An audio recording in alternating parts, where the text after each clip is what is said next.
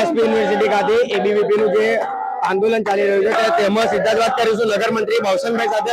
જી ભાવસનભાઈ, આગળ જે શું વિરોધ કરવામાં આવે છે અને આગળ વીસી સાહેબ કેમ હાજર નથી અને આગળ ગેટને તાળું કેમ મારવામાં આવ્યું છે જણાવજો। અખિલ ભારતીય વિદ્યાર્થી પરિષદ છેલ્લા 30 મિનિટથી વિરોધ પ્રદર્શન પર ઉતર્યું છે કે વિરોધ પ્રદર્શન જે વિદ્યાર્થી પરિષદે 13/10/2025 અને 23/1/2026 ના રોજ આવેદનપત્ર આપ્યા હતા। 13/10/2025 ના રોજ યુનિવર્સિટીના અલગ અલગ ડિપાર્ટમેન્ટોના ટોયલેટ બરાબર નતા, જે વાઈફાઈ ઝોન હોય છે તો એ બરાબર નથી ચાલતું અને જે યુનિવર્સિટીના જે તંત્રો છે યોગ્ય કામ નથી કરતું તેના ઉપર આવેદનપત્ર આપવામાં આવ્યું હતું।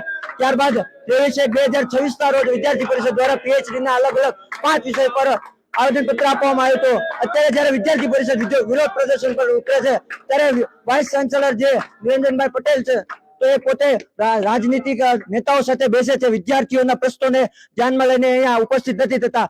તો વીસી સાહેબને રાજનેતાઓ સાથે બેસવું ગમે છે, વિદ્યાર્થીઓના પ્રશ્નો હોય છે તો એને પ્રશ્નોનું નિરાકરણ નથી લાવવું।